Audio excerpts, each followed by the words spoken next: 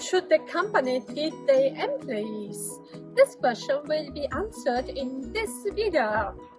Employees should be treated with dignity and respect for their interests. This means in particular,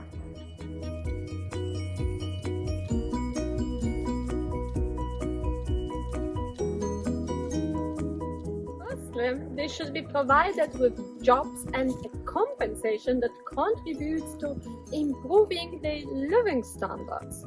This can especially be the case when it comes to low-wage jobs like this, leading to a higher wage or access to basic necessities in education, housing, and health.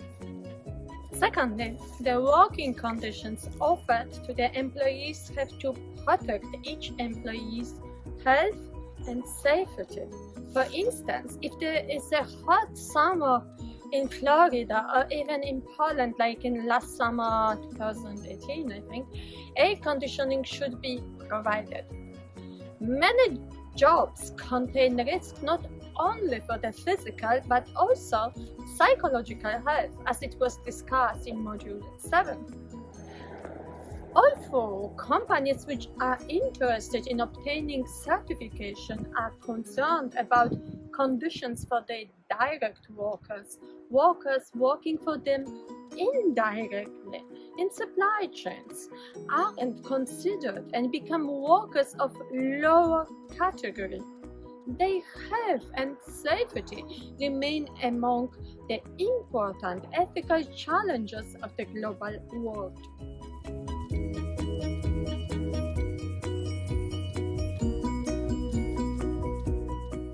Thirdly, the employees have to be provided with working conditions that enhance each employee's well-being in many areas.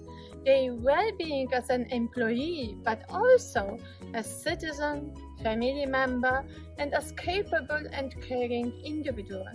This means, for instance, that an employee has to have enough free time for family life, not for the teacher, not for the lecture. An example for such working conditions can be found in the offering of a kindergarten close to the working place. The fourth important rule refers to the issue of sharing information. The employee should have access to all important information, with some exceptions where, for legal and competitive reasons, access to information is constrained. This is the case with transparency of earnings. From the viewpoint of an employee, the greater transparency can create the feeling of justice and fairness, and thus can enhance his or her motivation during the work. For the employer, it could be very inconvenient, however. Fifthly, it is important to listen to employees and assume that they are acting in good faith. There may be a very important issue that not everybody complains about, and you have to find methods to check the problems and issues which are not complained about. Sixthly, you have to avoid discriminatory practices and provide equal treatment. Equal refers to the equal opportunities and equal payments for the same performance. Very important issues here: gender, age, race, and religion.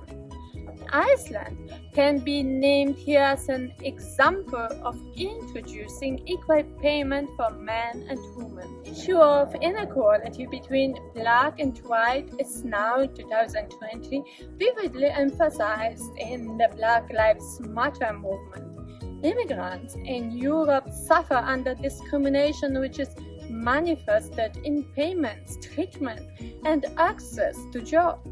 Moreover, some regulations impede immigrants from joining trade unions. Seventhly, the organization should support the employment of differently abled people in places of work where they can be productive and get a perspective on how and where they can be productive. There's some improvement in this area more than 10 or 20 years ago. We see more possibilities to give work to disabled people than we used to see. Eighthly, we have to encourage and assist all employees in developing relevant skills and knowledge. Make sure that the training offered is relevant.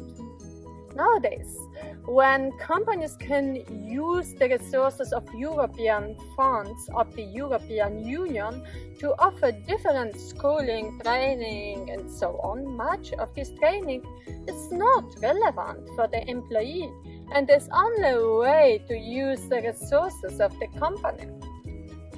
Ninthly, the organization should be very sensitive about the impact of unemployment. Before the company is forced to lay off a worker, it should consider the consequences. In this case, the organization should work together with government and other institutions that can help solving the problem. COVID-19 crisis put many companies into financial hardship, leading to many losing their jobs. Tenthly, the organization should consider possible risk and discourage excessive risk-taking. For instance, if payment is dependent on the number of contracts, this can be very risky, as it can expose the employee to very high stress. The 11th point refers to the necessity to avoid illicit or abusive child labor practices. This is an element which most companies probably try to detect, even if the risk of such an issue is in the more remote supply chain. However, such a procedure is very difficult to discover if a company is not being really engaged and on site.